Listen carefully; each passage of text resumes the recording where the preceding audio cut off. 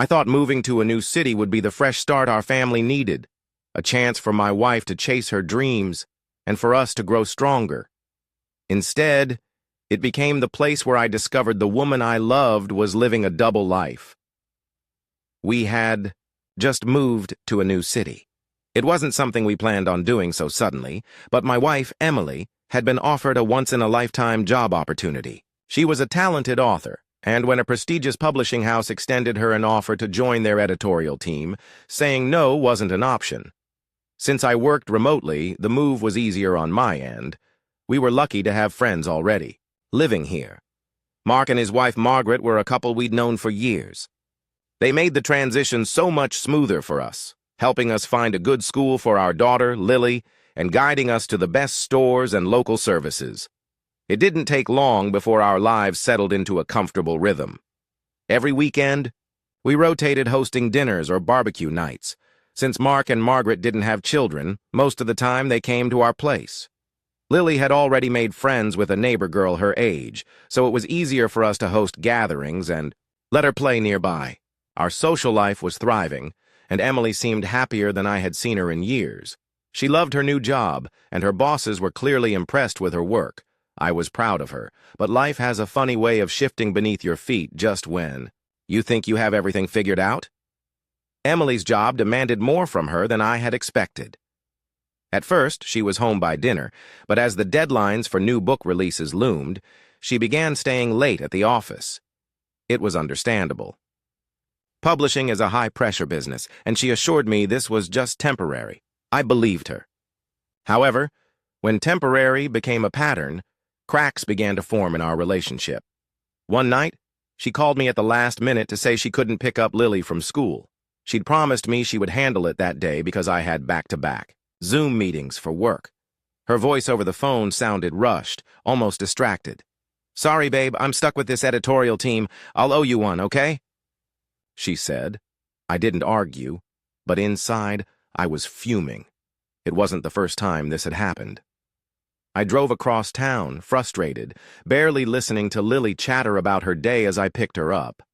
That evening, Emily came home after I had already put Lily to bed.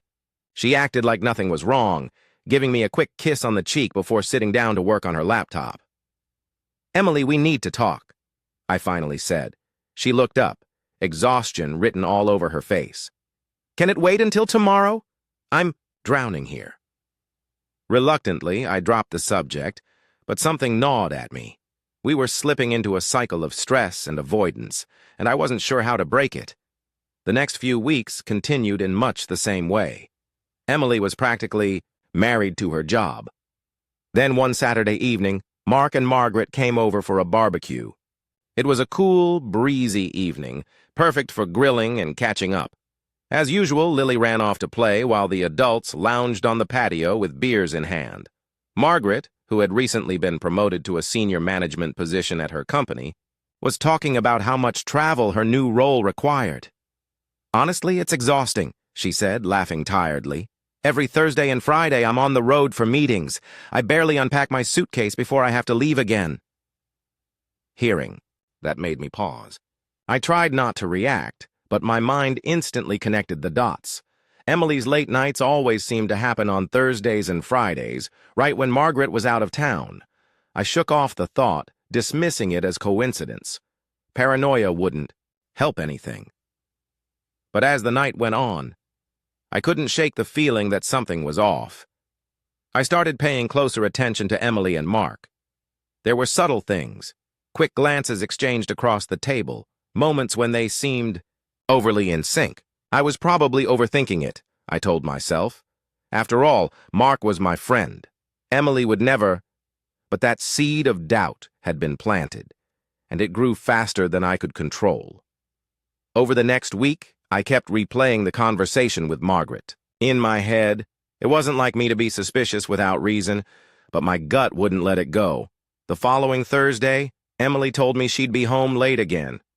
"I can't help it, Dave," she said, exasperated. "The team's on a crunch deadline. We've got to get this manuscript ready for print." I nodded, trying to act nonchalant. "No problem," I said, but inside my mind was racing. That evening, Instead of staying home, I decided to drive past her office to see if she was really there. The parking lot was nearly empty. I checked my phone. No missed calls, no updates. I debated what to do next, my stomach twisting in knots. Maybe I was being a paranoid fool. But then I thought about Mark's house. It was only a short drive away. Without really thinking, I headed in that direction. As I turned onto his street, my heart pounded in my chest. And then I saw it. Emily's car parked near his driveway. Gripped the steering wheel tightly, my breath catching in my throat. What the hell was she doing here? I pulled over a few houses down, out of sight, and just sat there, my mind racing with possibilities. After a few minutes, I called her. She answered quickly, her voice still carrying that rushed, distracted tone. "Hey, babe. What's up?" "Just checking in," I said, forcing calm into my voice. "Still at the office?" "Yeah, it's been a nightmare tonight," she replied without hesitation. My hands shook as I ended the call. She was lying. My wife, the woman I trusted more than anyone, was lying to my face. The next day, I barely functioned. My thoughts were a chaotic storm of anger, disbelief, and fear. I needed more proof. Friday evening, I followed the same routine. Emily left for another late night at work, and I drove straight to Mark's house. This time, I didn't just park and watch. I waited until I saw them both step outside. They were laughing, their bodies close, too close. When they kissed, long and lingering, I felt like the air had been sucked out of my lungs. I grabbed my phone and snapped several pictures, my hands trembling as I did so. There it was, the undeniable truth. My wife was having an affair with my best friend. For the rest of the night, I barely slept. Every image, every word she had ever spoken to me, twisted in my mind like a knife. I wasn't sure what hurt more, the betrayal itself, or the fact that they had both lied to me so effortlessly. But one thing was clear. This wasn't over. Not by a long shot. By Monday, my head was spinning, and my patience was running on fumes. Every glance at Emily became a reminder of her betrayal. Every sound of her voice felt like another knife twist. I didn't know how much longer I could sit across from her at the dinner table and pretend like nothing was wrong. But pretending was the only option for now. If I confronted her without solid proof, she'd either deny it or turn the tables on me, making me out to be the paranoid husband. I needed to be sure. Completely sure. It all started to unravel the following morning during a casual conversation at the coffee shop near our house. I was grabbing my usual black coffee to go when I ran into Linda, one of Emily's colleagues, from the publishing house. We exchanged polite smiles before she leaned in, lowering her voice. "Tell Emily we missed her at the meeting on Friday," she said. I blinked, confused. "Meeting?" Linda raised an eyebrow. "Yeah, the team meeting for the upcoming book launch. She was supposed to help present the final draft, but I guess something came up. We figured she'd let you know." I forced a chuckle, masking the storm brewing inside me. "Oh, yeah. She's been swamped. Must have slipped her mind to mention it." Linda nodded sympathetically and wished me a good day, but I could barely hold my composure as I walked out the door. My legs felt like they were made of lead, and my coffee tasted bitter on my tongue. She wasn't even at work on Friday. Another lie, another piece of the puzzle falling into place. The rest of the day was a blur of silent rage. I worked from home, but my focus was non-existent. I kept replaying Linda's words in my head, dissecting every detail. Where had Emily really been on Friday, if not at the meeting? I already knew the answer, but denial clung to me like a drowning man gripping a life preserver. Around noon, I decided to test her. I called her while she was at work. "Hey, babe," I said casually. "How was the team meeting on Friday? Linda mentioned something about it this morning." There was a pause, just long enough to confirm my worst fears. "Oh, that," she said quickly, her tone shifting into what I recognized as her damage control mode. "Yeah, I didn't end up going. We were scrambling to finish edits on another project, so I had to skip it." She lied so smoothly, so effortlessly, that it sent a chill down my spine. "Got it," I replied, trying to keep my voice steady. "Just wanted to make sure you weren't overloading yourself." "Thanks, babe. I'm fine," she said, and we ended the call. I wasn't fine, not even close. By Thursday, my emotions were at war: anger, betrayal, sadness. But most of all, I felt a hollow emptiness. How had I been so blind? We had a daughter together, a life we'd built brick by brick, and she'd torn it apart without a second thought. That night, when she told me she'd be home late again, I didn't hesitate. As soon as she left, I grabbed my jacket and keys, determined to confirm what I already knew. I parked in my usual spot down the street from Mark's house, just far enough to stay hidden. The lights inside were dim, but her car sat in the driveway like a neon sign flashing betrayal. My grip on the steering wheel tightened as I watched the shadows move behind the curtains. I waited for hours, refusing to leave until I had what I needed. Around midnight, the front door finally opened. Emily stepped outside first, her hair slightly disheveled, her jacket slung over her arm. Mark followed, leaning in to kiss her one last time before she got into her car. I captured it all on camera. The kiss, the way she smiled at him, the way he touched her arm as if they had all the time in the world. She drove off, completely unaware that her carefully constructed web of lies had just unraveled. That evening, I couldn't even look at Emily when she walked through the door. She kissed me on the cheek as if nothing had happened, as if our lives weren't crumbling around us. "How was your day?" she asked casually, setting her purse down. "Fine," I muttered, forcing myself to stay calm.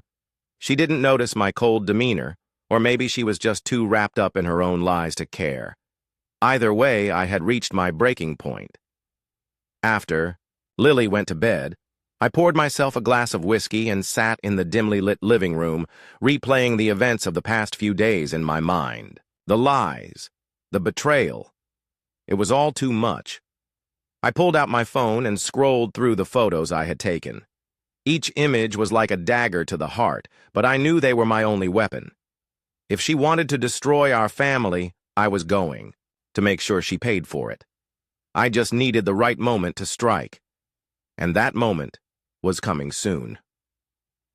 The plan took shape that night as I sat alone in the living room, nursing what was probably my fourth glass of whiskey. I wasn't a vengeful man by nature, but this wasn't just about revenge, it was about survival. My family had been torn apart, and if Emily and Mark thought they could quietly continue their little affair without consequences, they were wrong. By Friday, I had gathered every piece of evidence I could find. The photos of them kissing outside his house, the timestamps from the location tracker app I secretly installed on her phone, and even screenshots of text messages I'd managed to recover when her phone was left unattended one morning. I didn't want to read them, but I had to. Every message was a dagger, but they also painted a clear picture. This wasn't just a fling.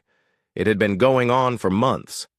Mark's messages to her were disturbingly affectionate. "Can't wait to see you again tomorrow. Thursday nights are my favorite because of you." Emily's responses were just as damning. "I love how you make me feel. I wish we had more time together." I felt physically sick rereading those words, but they also fueled my determination. The stage for my revenge was set. Saturday evening. We had planned another barbecue at our house just like we always did with Mark and Margaret. But this time, the evening would end differently. Saturday afternoon was deceptively normal. Emily was in a good mood, humming to herself as she prepared the potato salad and marinated the chicken. It was like she had no idea the world beneath her feet was about to collapse. I watched her closely, wondering how someone who had betrayed me so completely could act so casual, so carefree. Lily was outside, playing with the neighbor's kid, while I set up the projector in the backyard. I told Emily I wanted to show everyone a funny video montage I had put together of our past family gatherings. She smiled, kissed me on the cheek, and said it sounded like a great idea. I almost laughed at the irony. By the time Mark and Margaret arrived, everything was in place. The smell of grilled chicken filled the air, and the sound of laughter echoed around us as we sipped on cold beers. For a moment, I felt a twinge of nostalgia for what our lives used to be, before the lies, before the betrayal. But that feeling quickly disappeared when I saw Emily and Mark exchange one of their secret glances. Margaret was oblivious, sipping her wine and chatting about her latest business trip. She had no idea that her husband had been sleeping with my wife every time she left town. My heart ached for her. When dinner was over and the night sky had darkened, I suggested we all move to the backyard to watch the family video I had put together. Everyone agreed, grabbing their drinks and settling into the patio chairs. Emily sat next to me, her hand resting on my knee. I wanted to shake her off, but I had to play my role until the end. I connected my laptop to the projector and hit play. At first, the screen showed exactly what everyone expected. Old clips of us laughing at past barbecues, Lily running around the yard, and moments of happiness that now felt like they belonged to someone else's life. But then the video changed.